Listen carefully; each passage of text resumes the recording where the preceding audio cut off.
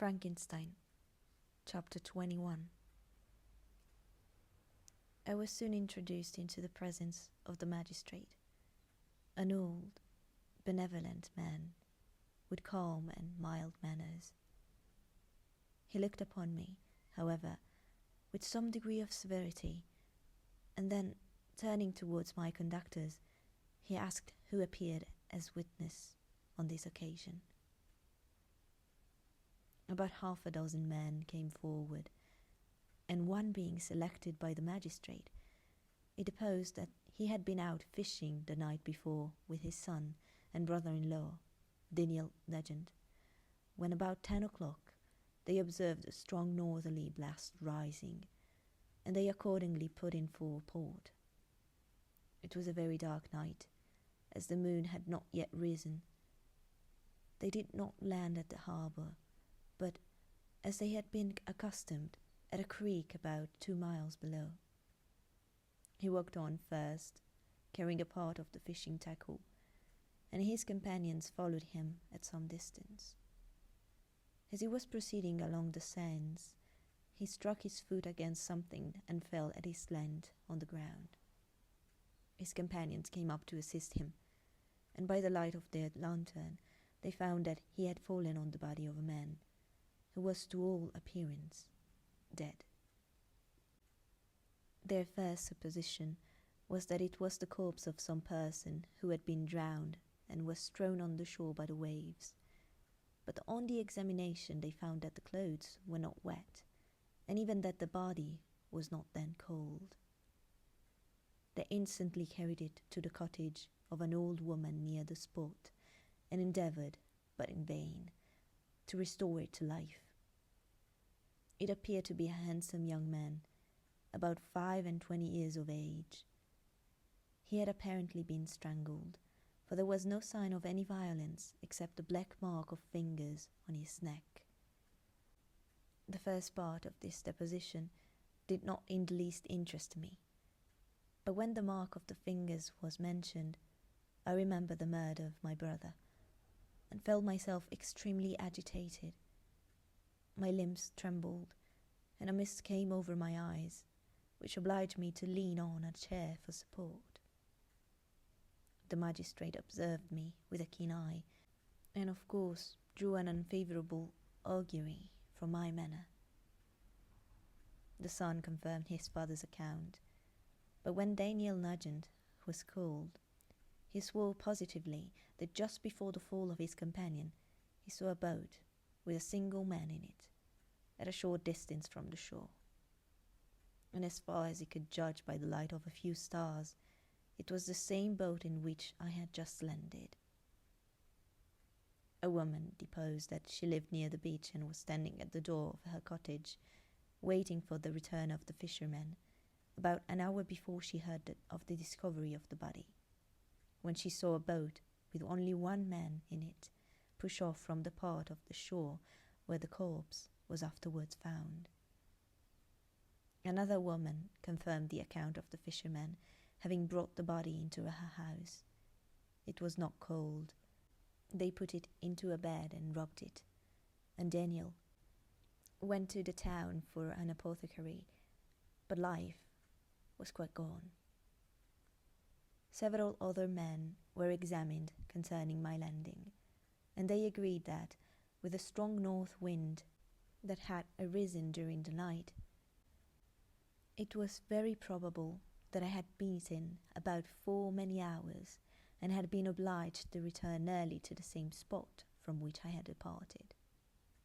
Besides, they observed that it appeared that I had brought the body from another place, and it was likely that as I did not appear to know the shore, I might have put into the harbour, ignorant of the distance of the town from the place where I had deposited the corpse. Mr. Kerwin, on hearing the evidence, desired that I should be taken into the room where the body lay for interment, that it might be observed what effect the sight of it would produce upon me. This idea was probably suggested by the extreme agitation I had exhibited when the mode of the murder had been described. I was accordingly conducted by the magistrate and several other persons to the inn. I could not help being struck by the strange coincidence that had taken place during this eventful night. But knowing that I had been conversing with several persons in the island I had inhabited about the time that the body had been found, I was perfectly tranquil as to the consequences of the affair. I entered the room where the corpse lay, and was led up to the coffin. How can I describe my sensations on beholding it? I feel yet parched with horror, nor can I reflect on that terrible moment without shuddering and agony. The examination, the presence of the magistrate and witnesses, passed like a dream from my memory when I saw the lifeless form of Henry Clerval stretched before me. I gasped for breath, and throwing myself on the body, I exclaimed, "If my murderous machinations deprive you also, my dearest Henry, of life, two I have already destroyed. Other victims await their destiny, but you, Clerval, my friend, my benefactor."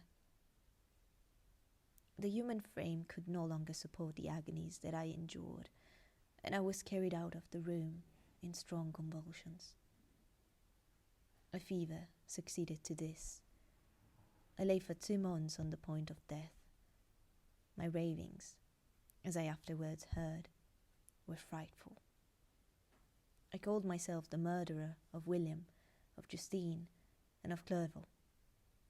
Sometimes I entreated my attendants to assist me in the destruction of the fiend by whom I was tormented, and at others I felt the fingers of the monster already grasping my neck, and screamed aloud with agony and terror. Fortunately, as I spoke my native language, Mr. Kerwin alone understood me, but my gestures and bitter cries were sufficient to affright the other witnesses. Why did I not die, more miserable than man ever was before? Why did I not sink into forgetfulness and rest? Death snatches away many blooming children, the only hopes of their doting parents. How many brides and youthful lovers have been one day in the bloom of health and hope, and the next a prey for worms and the decay of the tomb? Of what materials was I made that I could thus resist so many shocks which, like the turning of the wheel, continually renewed torture?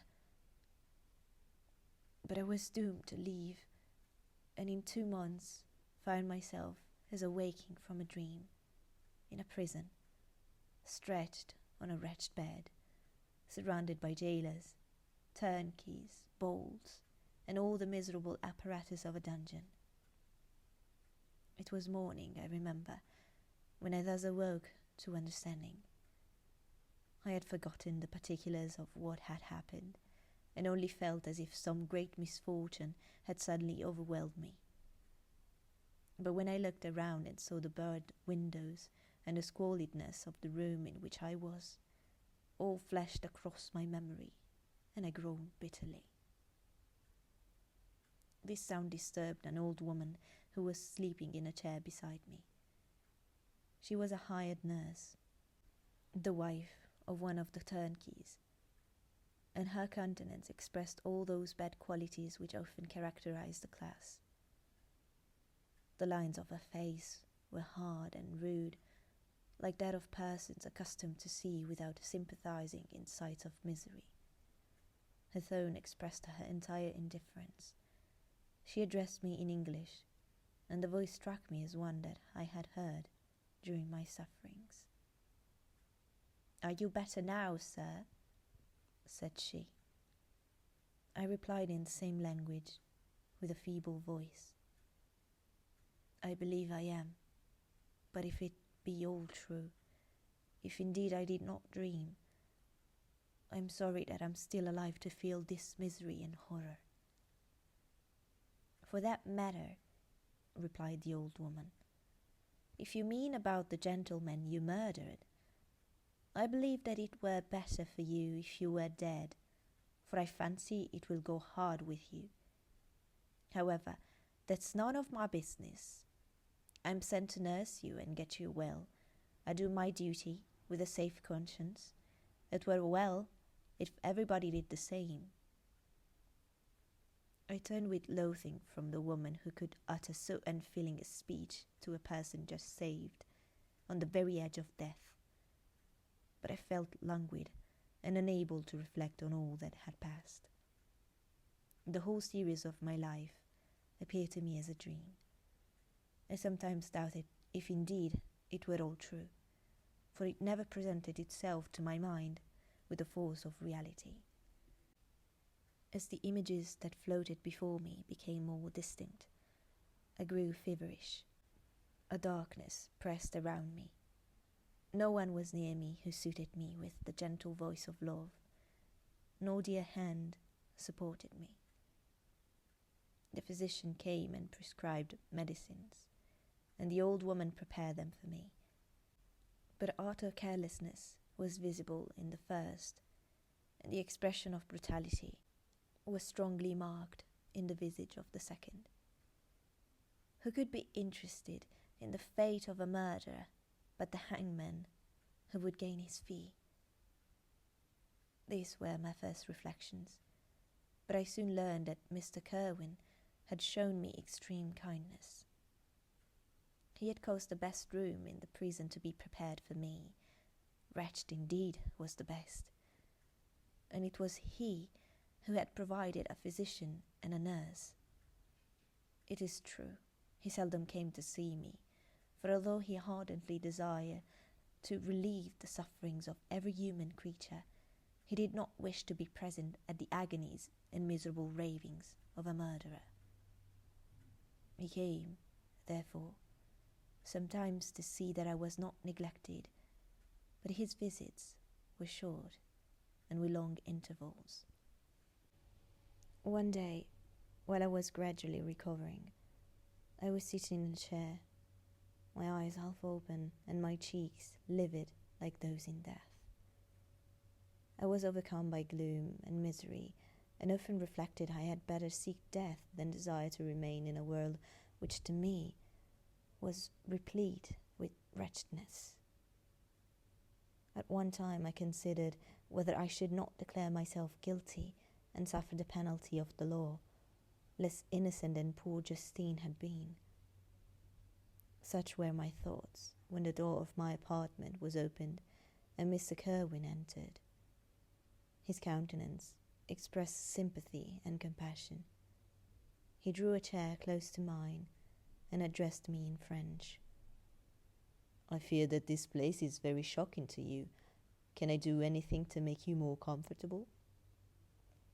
"I thank you, but all that you mention is nothing to me. On the whole heart, there is no comfort which I am capable of receiving." "I know that the sympathy of a stranger can be but of little relief to one borne down as you are by so strange a misfortune. But you will, I hope, soon quit this melancholy abode, for doubtless evidence can easily be brought to free you from the criminal charge." "That is my least concern. I am, by a course of strange events, become the most miserable of mortals. Persecuted and tortured as I am and have been, can death be any evil to me?" "Nothing indeed could be more unfortunate and agonizing than the strange chances that have lately occurred. You were thrown by some surprising accident on this shore, renowned for its hospitality, seized immediately and charged with murder. The first sight that was presented to your eyes was the body of your friend, murdered in so unaccountable a manner and placed, as it were, by some fiend across your path." As Mr. Kerwin said this, notwithstanding the agitation I endured on this retrospect of my sufferings, I also felt considerable surprise at the knowledge he seemed to possess concerning me.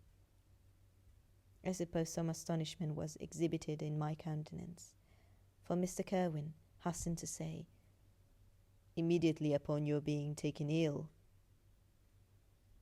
all the papers that were on your person were brought to me, and I examined them that I might discover some trace by which I could send to your relations an account of your misfortunes and illness.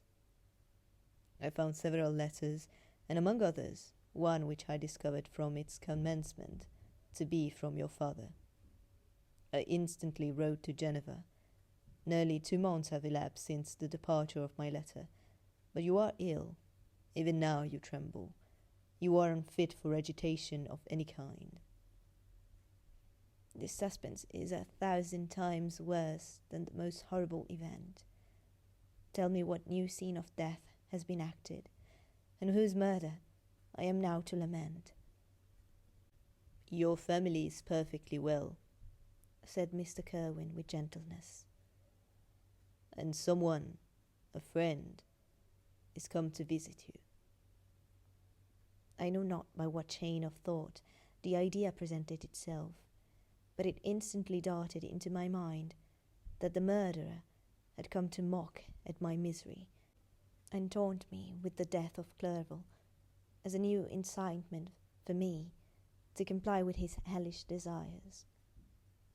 I put my hand before my eyes and cried out in agony, "Oh, take him away!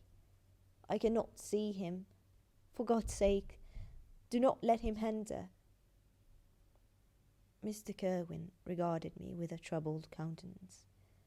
He could not help regarding my exclamation as a presumption of my guilt, and said in a rather severe tone, "I should have thought, young man, that the presence of your father would have been welcome instead of inspiring such violent repugnance."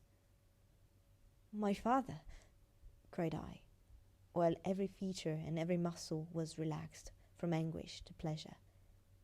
"Is my father indeed come? How kind, how very kind! But where is he? Why does he not hasten to see me?"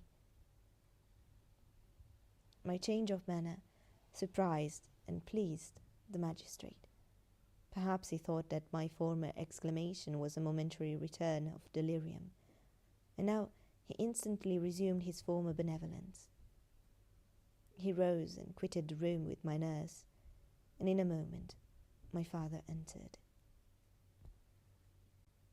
Nothing, at this moment, could have given me greater pleasure than the arrival of my father. I stretched out my hand to him and cried, "Are you, then, safe? And Elizabeth, and Ernest?" My father calmed me with assurances of their welfare, and endeavoured, by dwelling on these subjects so interesting to my heart, to raise my desponding spirits.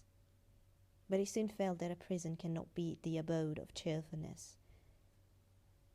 "What a place is this that you inhabit, my son?" said he, looking mournfully at the barred windows and wretched appearance of the room. "You travel to seek happiness, but a fatality seems to pursue you. And poor Clerval," the name of my unfortunate and murdered friend, was an agitation too great to be endured in my weak state. I shed tears. "Alas, yes, my father," replied I. "Some destiny of the most horrible kind hangs over me, and I must live to fulfill it, or surely I should have died on the coffin of Henry." We were not allowed to converse for any length of time, for the precarious state of my health rendered every precaution necessary that could ensure tranquillity. Mr. Kerwin came in and insisted that my strength should not be exhausted by too much exertion. But the appearance of my father was to me like that of my good angel, and I gradually recovered my health. As my sickness quitted me, I was absorbed by a gloomy and black melancholy that nothing could dissipate. The image of Clerval was forever before me, ghastly and murdered. More than once, the agitation into which these reflections threw me made my friends dread a dangerous relapse. Alas, why did they preserve so miserable and detested a life? It was surely that I might fulfill my destiny, which is now drawing to a close.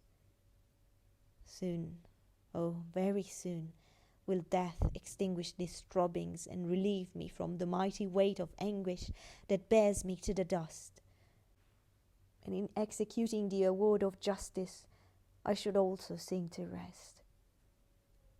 Then the appearance of death was distant, although the wish was ever present to my thoughts, and I often sat for hours motionless and speechless, wishing for some mighty revolution that might bury me and my destroyer in its ruins.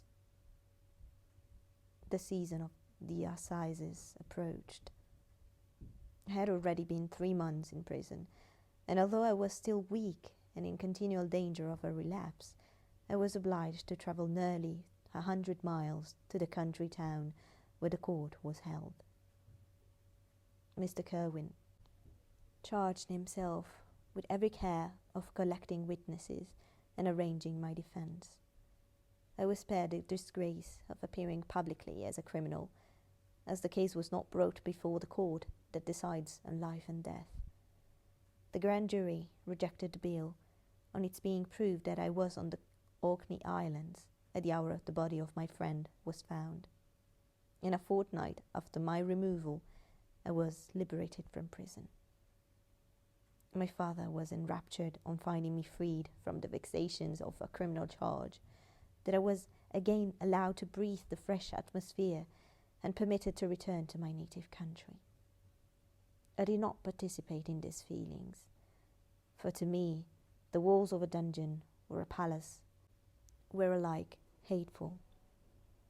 The cup of life was poisoned forever, and although the sun shone upon me, as upon the happy and gay of heart, I saw around me nothing but a dense and frightful darkness, penetrated by no light but the glimmer of 2 eyes that glared upon me. Sometimes there were the expressive eyes of Henry, languishing in death, the dark orbs nearly covered by the lids and the long black lashes that fringed them. Sometimes it was the watery, clouded eyes of the monster, as I first saw them in my chamber at Ingolstadt. My father tried to awaken in me the feelings of affection. He talked of Geneva, which I should visit soon, of Elizabeth and Ernest. But these words only drew deep groans from me. Sometimes, indeed, I felt a wish for happiness, and thought with melancholy delight of my beloved cousin, or longed, with a devouring maladie du pays, to see once more the blue lake and rapid Rhone that had been so dear to me in early childhood. But my general state of feeling was a torpor in which a prison was as welcome a residence as the divinest scene in nature, and these feats were seldom interrupted but by the paroxysms of anguish and despair. At these moments, I often endeavoured to put an end to the existence I loathed, and it required unceasing attendance and vigilance to restrain me from committing some dreadful act of violence. Yet, one duty remained to me, the recollection of which finally triumphed over my selfish despair. It was necessary that I should return without delay to Geneva, there to watch over the lives of those I so fondly loved, and to lie in wait for the murderer, that if any chance led me to the place of his concealment, or if he dared again to blast me by his presence, I might, with unfailing aim, put an end to the existence of the monstrous image which I had endued with the mockery of a soul still more monstrous. My father still desired to delay our departure, fearful that I could not sustain the fatigues of a journey, for I was a shattered wreck, the shadow of a human being, My strength was gone. I was a mere skeleton, and fever, night and day, preyed upon my wasted frame. Still, as I urged our living Ireland with such unquietude and impatience, my father thought it best to yield. We took our passage on board a vessel bound for Havre de Grace, and sailed with a fair wind from the Irish shores. It was midnight. I lay on the deck looking at the stars and listening to the dashing of the waves. I hailed the darkness that shut Ireland from my sight, and my pulse beat with a feverish joy when I reflected that I should soon see Geneva. The past appeared to me in the light of a frightful dream.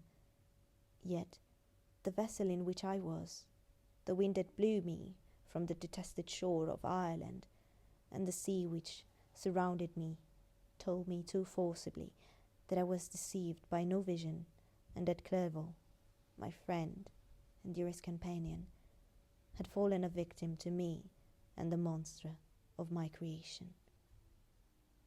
I repassed in my memory my whole life, my quiet happiness while residing with my family in Geneva, the death of my mother, and my departure for Ingolstadt. I remembered, shuddering, the mad enthusiasm that hurried me on to the creation of my hideous enemy, and I called to mind the night in which he first lived. I was unable to pursue the train of thought.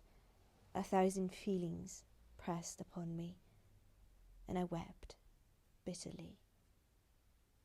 Ever since my recovery from the fever, I had been in the custom of taking every night a small quantity of laudanum, for it was by means of this drug only that I was enabled to gain the rest necessary for the preservation of life. Oppressed by the recollection of my various misfortunes, I now swallowed double my usual quantity, and soon slept profoundly. But sleep did not afford me respite from thought and misery. My dreams presented 1,000 objects that scared me. Towards morning I was possessed by a kind of nightmare. I felt the fiend's grasp in my neck, and could not free myself from it. Groans and cries rang in my ears. My father, who was watching over me, perceiving my restlessness, awoke me. The dashing waves were around, the cloudy sky above. The fiend was not here.